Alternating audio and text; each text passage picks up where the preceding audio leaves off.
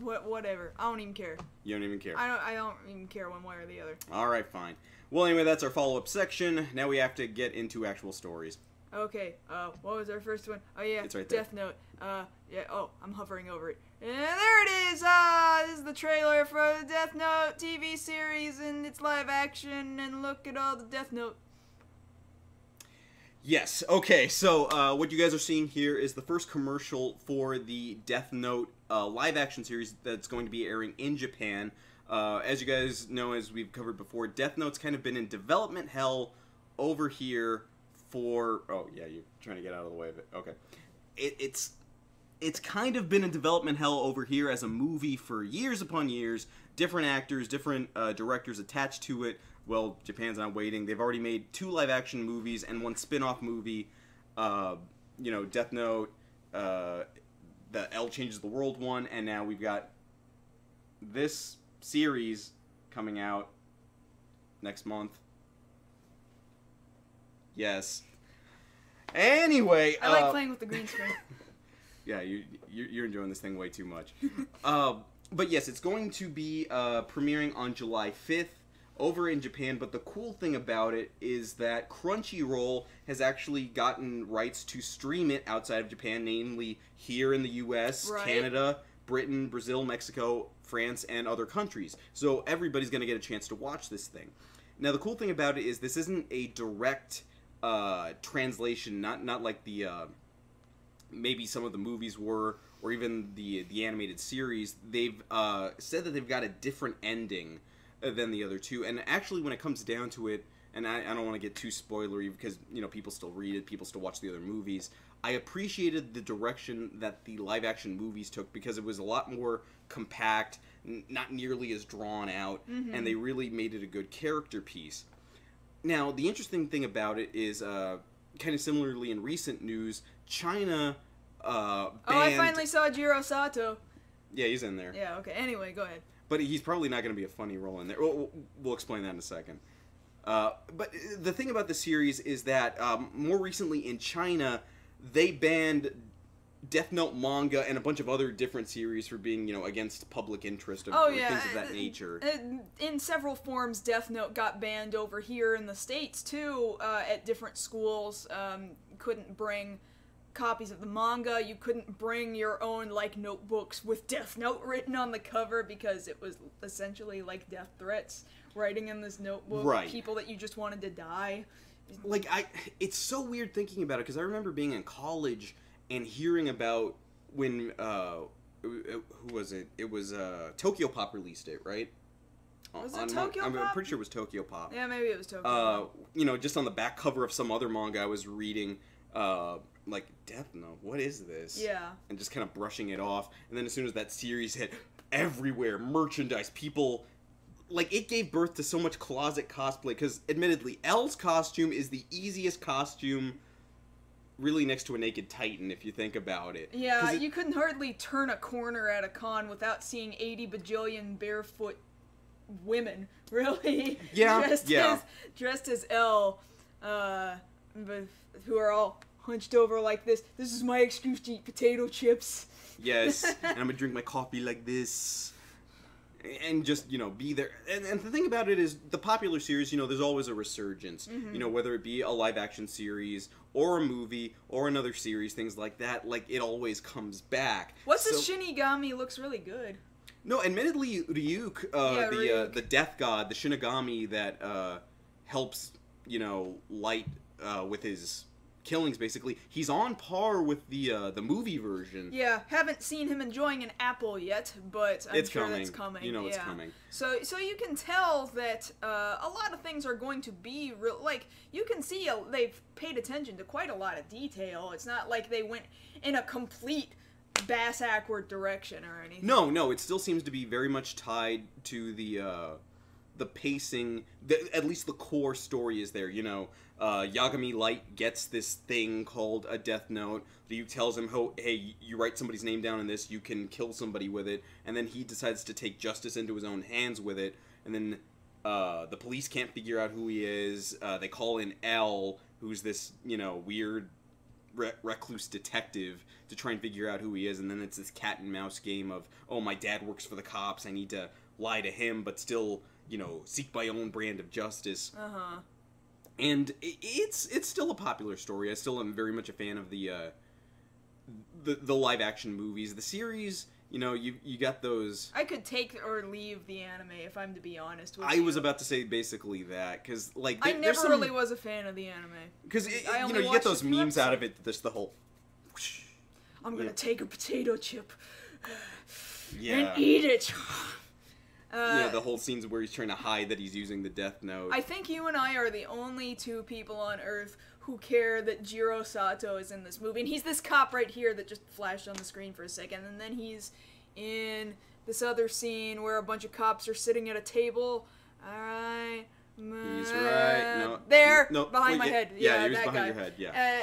But that guy is a super comedic actor. Yes. You know, he ended up in Densha Otoko as Densha's boss. Train Man's boss, who was kind of a jerk and always putting his feet up on Densha's desk, like, hey, you know, you can be easily replaced, you know.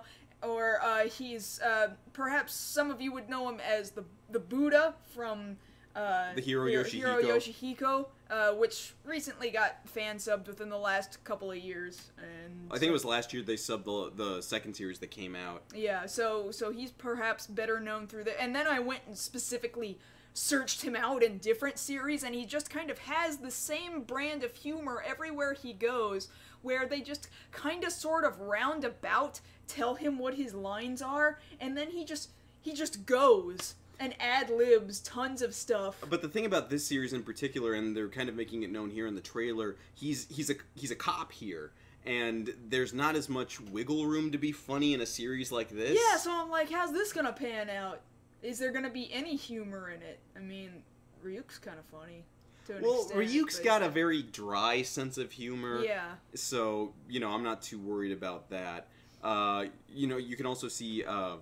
you can kind of tell they've got Misa in there as well, and then she's got her own Death Note, and, you know, that has its own consequences, and then the Shinigami eyes, and all those different things. The thing about it being a live-action series is that there is only going to be a set amount of episodes. It's definitely going to have a beginning, a middle, and an end. It's not just going to drag out like certain other series have a tendency to do. And that's the thing about it. Some people have postulated, well, if you can't make a movie over here in the States, why couldn't you just do a live-action series? And it's exactly for that reason. You would just drag it out and drag it out. I mean, look what happened to friggin' Game of Thrones. People are complaining because they finally got to a point where the show overtook the books, and then they're just... It's filler. Filler, like, doing got whatever. To filler. That's friggin' incredible. Our own American shows picked up filler. Friggin' amazing. Yeah, nobody's safe from filler. Absolutely nobody. And the thing about it is, I think you and I agree on this, and I don't know how many other people do. A good series has a beginning, a middle, and an end. It knows when to stop. Right. You know, you think, Breaking Bad's a good example of that. It knew when to stop. Exactly, I Sons agree. of Anarchy, for me, is an example of, you know, they know... if we go any further than this, it's not going to be that great. And there's any number of other series that they should have stopped at a certain point, but you had to keep beating that dead horse. And here, you don't want to beat this dead note horse. Oh my god, I'm stopping this right now. All right, we are done here. All right, but yes, you guys will have the chance to see this on Crunchyroll come next month. We'll probably talk about it as a follow-up as well, and probably give you guys our thoughts on this. Yeah. Yeah. Alright, I'm gonna stop that. Okay, so moving on to our second story. Which was which? Universal and Funimation. Right, I got that. That's Funimation down there. It's oh, right yeah, there. we got it. But it's... Wait, hold on. Right. Yeah, get your arm out of the way. I'm showing where it is. I'm a weather person. I'm showing where it is. Oh, you're being the weather person, great. This area right here is experiencing lots of Funimation, where the north... Is that? Oh wait, my camera. You know what? Forget it. Yeah, let's not do that. Oh, but we'll do the story. So yes, apparently just this week it was announced that Funimation and Universal Pictures have entered into a multi-year distribution agreement. Now, what that means is that Funimation is going to still produce, you know, dubs of anime, but Universal will handle all the distribution of the DVD and Blu-ray releases. So I think. maybe for a lot of people that would just kind of be where the story ends, like, oh, that's cool, but realize, we have lost a lot of anime distributors, just like in-house distributors, over the last, say, 10 years or so.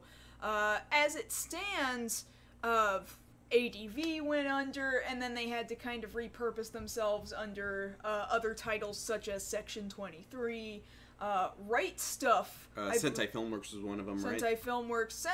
Right Stuff, I believe, only does distribution at this point, and I think a lot of other companies just send their dubs through Right Stuff. Really, the game has kind of changed. Viz still self-distributes, but now you've got an anime distribution and production studio partnering with Universal. Like, that's big name kind of stuff. And it also has me concerned that they are going to further police any further piracy. Because Universal is, like, on that. They are freaking on that. And, you know, admittedly, Funimation, they've been very active in the community. They're aware of their fans. They're aware of who's watching their stuff. I mean, particularly, I have to give it to them for subbing the Garo animated series, because nobody was picking that up. I was surprised they did, and they made it available for streaming. And of course, you know, one of the bigger things to their credit in recent years was the whole idea of getting an anime Space Dandy and debuting the dub here before they got the Japanese version over there. That was huge. So basically, that really means that Funimation had their crap together, and so Universal's like, hey, I like that.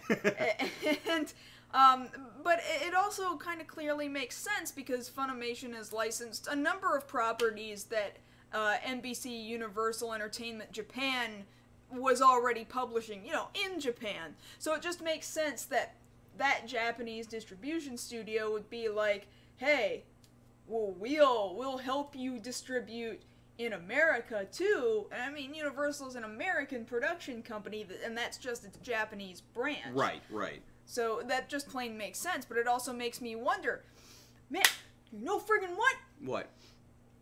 Anime at our Universal Studios theme parks. Do you understand that? Like, we didn't... Snap, I didn't even think about that! I didn't even think about it before the show, but now I'm thinking about it because, you know, like, One Piece has made it over in Universal Japan. This could open the door. Funimation licensed One Piece. Like, I'm here with you. I'm here with you right now. Do you understand Funimation licensed One Piece. Funimation also has the current rights to Evangelion. The Evangelion right that we talked about. I'm telling you. Oh my god. Okay, so bringing it back.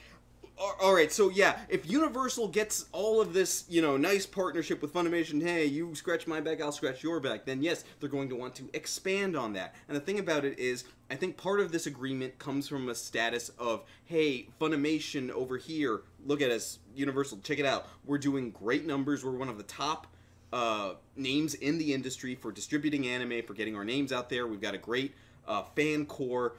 We're definitely distributing a lot of things. We need a little help because maybe we're getting a little big over here. Mm-hmm. Universal sees that on paper and they're like, yeah, I like that. Let's partner up. And if they partner up, that means they get bigger. If they get bigger, they want more business opportunities. They want more business opportunities. They definitely go for the stuff like attractions like that at Universal Studios. This is a good question here in the chat. Think it might lead to more live action versions of anime? Entirely possible. Well, I think it makes it more likely. I don't think it'll make them good movies, but I think it'll be possible. Well, I think it'll definitely open up the door, because if you think about it now, we're in a time period, because admittedly, if you ask anybody, most people will tell you that the anime renaissance of 10 years ago is, you know, 10 years gone. It's over. Mm-hmm. You know, where the industry was just climbing and climbing and climbing. And I don't think we're in that renaissance anymore, but what I do think is that we're at a point where it's no longer, you know, a renaissance in and of itself off to the side. Now we're looking at a time where we can openly see stuff I never imagined, you know, 10, 15 years ago, of kids walking down the street with Naruto action figures and Attack on Titan jackets. Well, similarly, a lot of people who were in just the general North American animation industry, you know, 10, 20, 30 years ago, didn't like the restrictions of television. didn't like that you could only get cartoons on Saturday mornings. Granted, we loved our era of being able to wake up and get excited about Saturday morning. Oh my god, all my favorite shows are on TV. But almost all animators say they would not ever rather live in any other day or age anymore, because they are in the perfect time right now where animation can flourish, be on almost any network at any time. There's the internet and anybody can access it at any time on demand, and they wouldn't go back. Thus, I feel like anime has reached the same status, at least here in the United States, where it's become slightly less underground. There's a point where we can look back at, like, the golden age of Toonami. Granted, Toonami is kind of back in its own brand new form now. Pog form? Yes, Pog form. And there was this beautiful moment in time where it was like your own personal little bubble.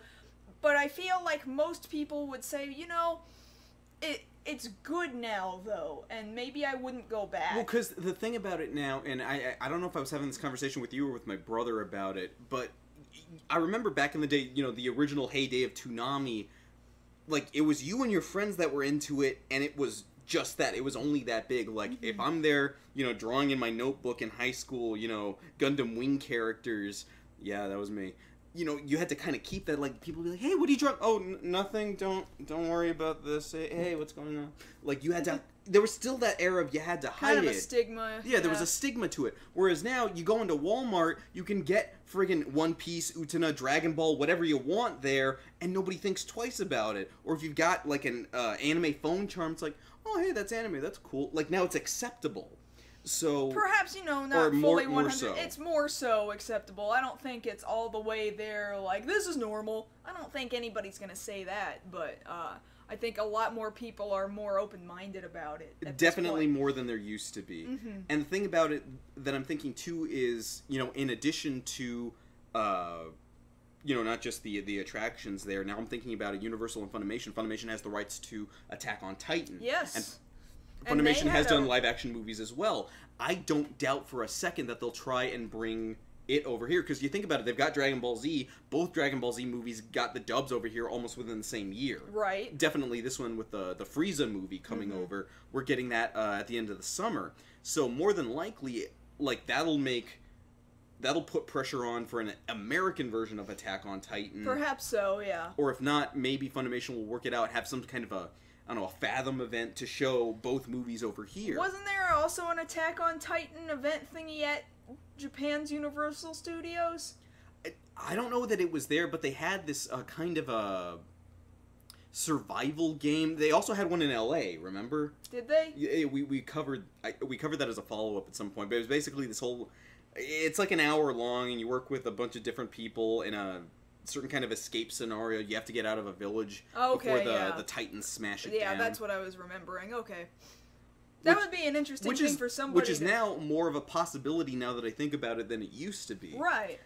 But yeah, really, this news, as small as you would think, oh, no, that's nothing, that's boring. No, this is actually... This could be a precursor to something a lot bigger coming down the road. I agree. And it's important to get on top of that now, to be ready for it. Because the thing about it is, a lot of Universal, give us that ride that we totally invented. We totally did it. We totally did it. If we were going over there any sooner to Japan, we would get on there and we'd report back to you how exactly like our imaginations it was. Because we came up with it almost exactly a year ago now. Yeah, almost. During our honeymoon, that's right, yeah. Yeah, and so, what are you waiting for? Come on, somebody, tell them, Funimation, if you guys are listening, and I know you're not, please, you've got One Piece, you've got Attack on Titan, you've got Evangelion. Convince Universal to put that stuff over in the park. You don't need Dr. Seuss Land. You don't. It's okay. We'll live. But they had that great fudge place in Dr. Seuss Land. You can give the fudge place to somebody else. One Piece fudge. I don't care. Who wouldn't want some of Chopper's fudge? And that's where this story ends. Okay, alright, fine. I'm done with this. I'm not sorry. You should be sorry. I'm sorry for this, though. Oh, I'm sorry okay, for this so we gotta series talk of about events. this mess now. Alright, so get your head out of the way for a second so they can see it. That's good enough. Okay, so... let me back it up for a second. So, Independence Day, like so many other things, was big to me as a kid. I remember the Super Bowl before it came out. They had that, like, 20-30 second trailer of that iconic shot of the City Smasher over the White House, and then, you know, it explodes. And it scared me, because I didn't know what kind of movie that was. I love how now I can totally see it's a miniature. I couldn't now you actually can- as a kid. I just kind of saw past it, and now I'm like, huh, they built a tiny White House and then blew it up. That's kind of cool. Yeah, that's cool. But that was the days of practical miniatures. Now it's just CG, whatever. Mm-hmm. But the thing is, that movie was beyond massive when it came out. You couldn't keep people out of the theater for that. I remember I had to wait, I think it was a week or 2 weeks to go see the movie, and when I went to go see it, the theater was still packed, and it was a Wednesday showing during the day. And the theater was packed to the brim. It was sold out shows. And that movie for me was just such an experience. Like admittedly, yeah, there's only certain things that I get really fanny about, but I was really a huge fan of this movie. Like I went to school that fall, and I would just draw in my notebook, you know, little spaceships and little F-18 fighters, you know, fighting each. No, I had this game. I don't know if I told you about this. I had this game with a friend of mine in our English class. We would start at the beginning. He'd have a piece of paper, I'd have a piece of paper, and I'd start drawing. We'd like rock, paper, scissors for it, and if I won, I got to choose who I'd be, and I'd be the humans, and he'd get to be the aliens. So what we would do is, in between work, we would draw on our pieces of paper. He'd take the left half, and I'd take the right half, and we'd start drawing out as many F-18s or as many little spaceships as possible, and then at the end of class, we'd compare pictures, and whoever drew more won the battle. Like, So that's how deep... But they ended up being really crappy drawings of the F-18s, right? Well, Because you had to go real fast. Well, yeah, because I had to get real fast. Oh, okay, yeah, okay. You didn't learn much English that year, did you? No, no, I didn't.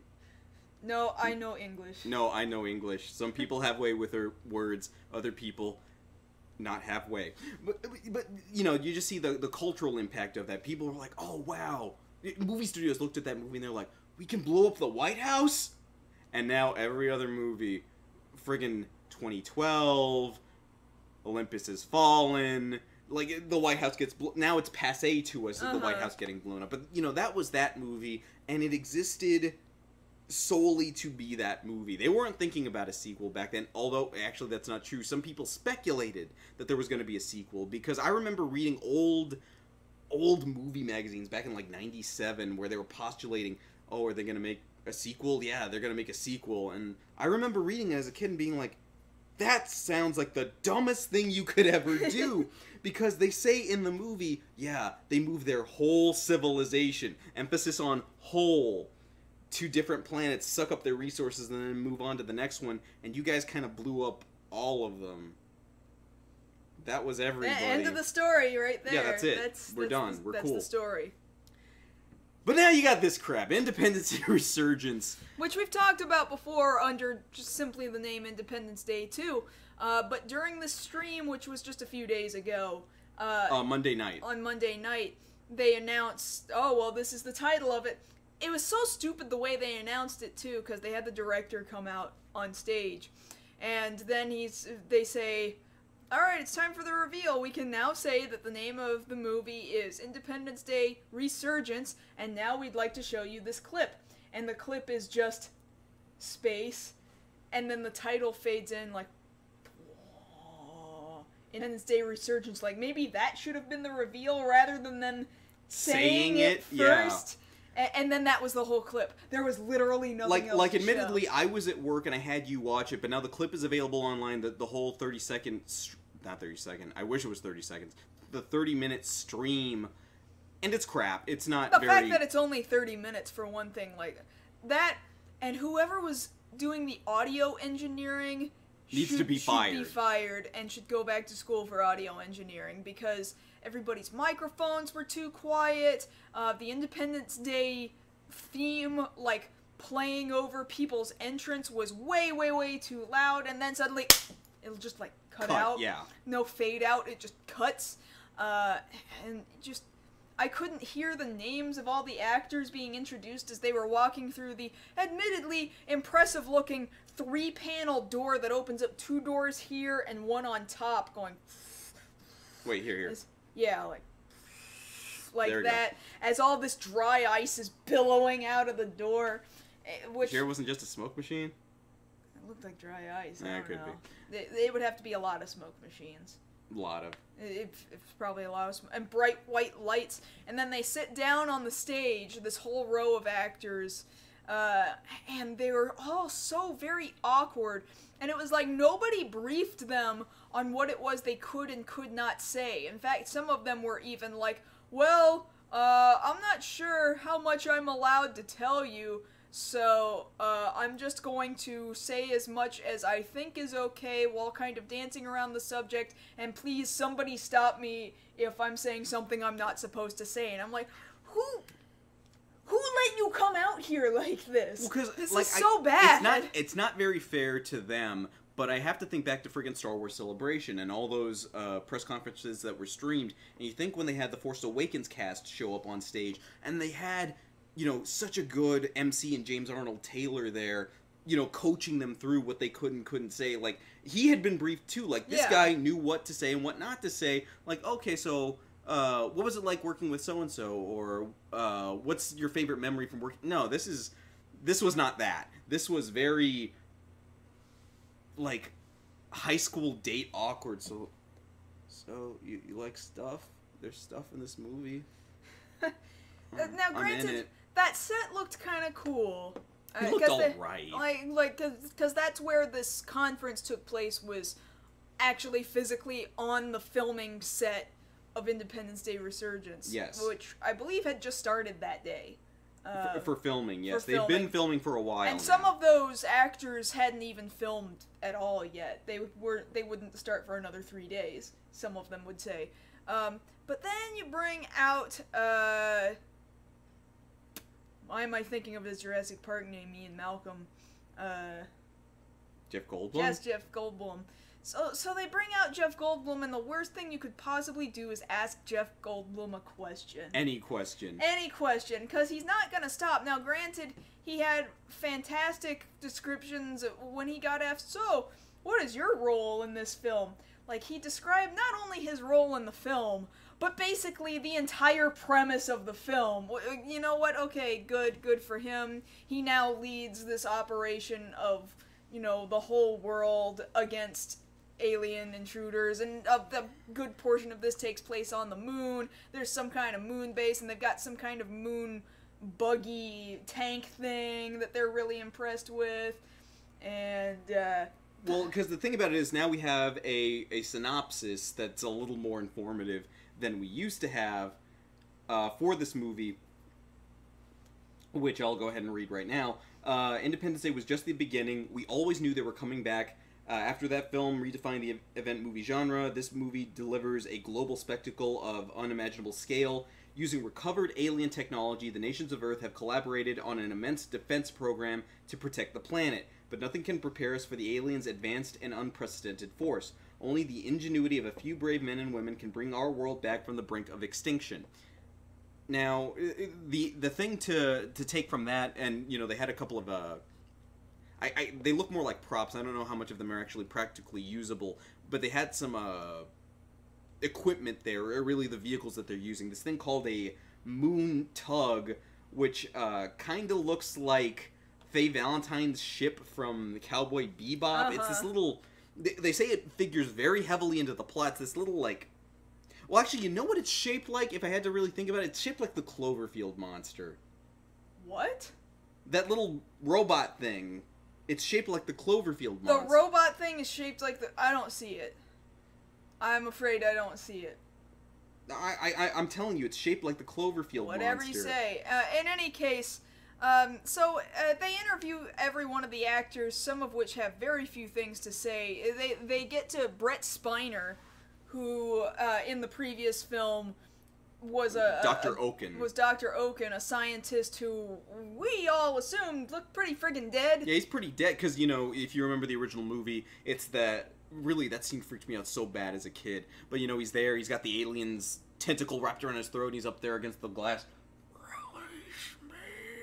And then freaking Jane shoots him down through the glass. So, like, the MC... Like, he was shot. The MC of this event asks Brett Spiner, so, hey, what's it like to be back in the movie? It's pretty good to see. Well, obviously, you're alive again. And really, Brett Spiner's only response was, oh, I'm alive? What? Like, he was playing it off. And he had, like, nothing more to add. He was playing it safe. Most other people who were not, in fact, again, I'm saying Ian Malcolm. Why do I keep doing Jeff? Everybody else who was not Jeff Goldblum really knew how to keep themselves kind of self-contained. The problem then came when they got to, like, audience-submitted questions from the internet, and they only got 2 questions in, because the second question was to Jeff Goldblum, and it was like, you have now fought both dinosaurs and aliens. If you had to pick one, which one would you prefer to meet in real life? And then good night, because Jeff Goldblum then proceeds to take up the rest of what I assume was supposed to be Q&A time, and he just goes. And he just goes and does his Jeff Goldblum thing. It's like he was doing an impersonation of himself, is what I imagined was happening, because he never actually answered the question. He never actually picked one. He went on this big old tirade about how mankind has never seen either one of them, and both of them want to kill us. So he didn't have it, and then he explored, you know, it would be nice to one day think that mankind could, like, I don't even know where he was going. Well, he's not going to Jurassic Park, now he's going to space. No, because he wasn't in Jurassic World, that's for sure. No. Well, now technically, sort of, maybe, kind of. He was on a book. He was on a book. Spoiler, he's on a book. But, you know, we got a good look at that Moontug thing. Everybody there had a little something to say, a little more information about the characters. Vivica Fox's character is no longer stripping. She is now a doctor. Yeah, now she works at a hospital, which seems to me like a pretty Whiplash kind of career choice. Well, Whiplash in the instance of, oh, that's the very next thing we hear from you is that you're doing doctoral work. Okay. Like, I get it, you know, 20 years have passed. She literally, because her actress literally says, well, she's no longer working the pole, and now she works at a hospital, and I was like, you put that, like, in the same sentence. Yeah. You formulated that all in the same sentence. That's ridiculous. Yes.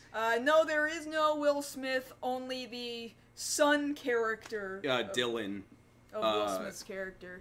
Yeah, who now has to be the best fighter pilot there ever was, just like his dad. I guess so. That's what he said in the Well, I say I guess so because it's like, this is the thing they have to address, because we covered this when we first covered the story, was that they were trying to get Will Smith back. They wanted him back, and they wrote 2 drafts of the script, one with him in it and one without. And obviously we're having to go with the one without because he got picked up for Suicide Squad, and that conflicted with this. Mm-hmm. So, because, yeah, they're both filming at the same time. Right. And he obviously couldn't do it.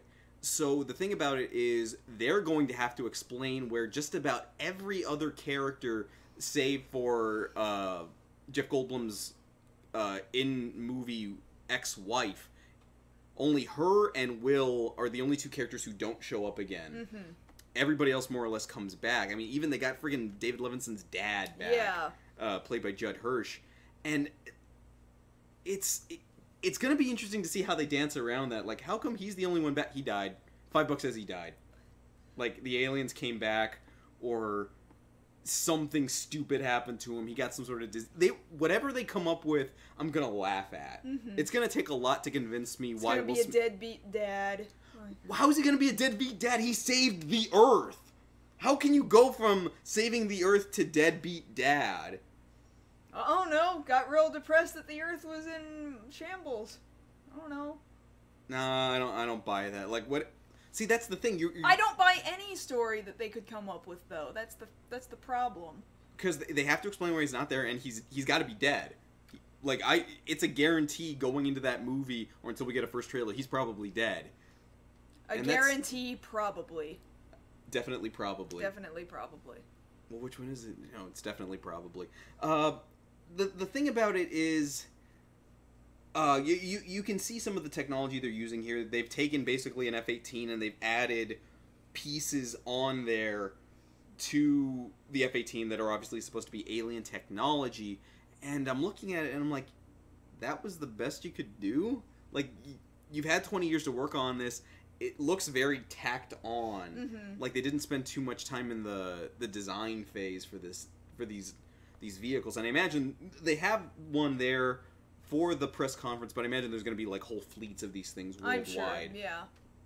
Because apparently every nation got this technology. And apparently the entire world is completely okay in working together in unified harmony.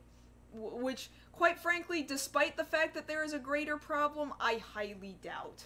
I highly doubt that our planet could get their crap together and become that unified. But, you know, that would be a fantastic fantasy. That would be wonderful. Well, because that was the thing they were touting at the end of the movie. Today, the 4th of July, will no longer be known as an American holiday, but the day is the world declared in one voice. We will not go quietly into the night. We will not vanish without a fight. We're going to live on. We're going to survive. Today we celebrate our Independence Day. That's the whole summary of that. You want everybody together, holding hands in a spirit of peace and harmony against aliens. To buy the world a Coke and live in harmony. No, see, that's what happened. Will's character, Captain Hiller, went to move in with his relatives in Bel Air. That's what happened. Wow, Bel Air still survived. That's no, actually, pretty much most of major LA got trashed. I know. Yeah, I watched the same movie you watched, I promise. Okay, you sure? I'm sure. Okay. I think we're done. I think we're done. So yes, we're just waiting on a trailer now. Maybe we'll see one at San Diego Comic-Con. Haven't heard anything yet. But I kind of doubt that. They're too early into filming. They haven't filmed They might have something. Maybe. I don't know. Probably not. I doubt it. But we'll let you know. Okay, so alright. Yeah, I think we're done with the show. But if you're here with us live right now, do feel free to stick around for an additional half hour because we're going to do Q&A time with you folks. It's going to be awesome and fun. You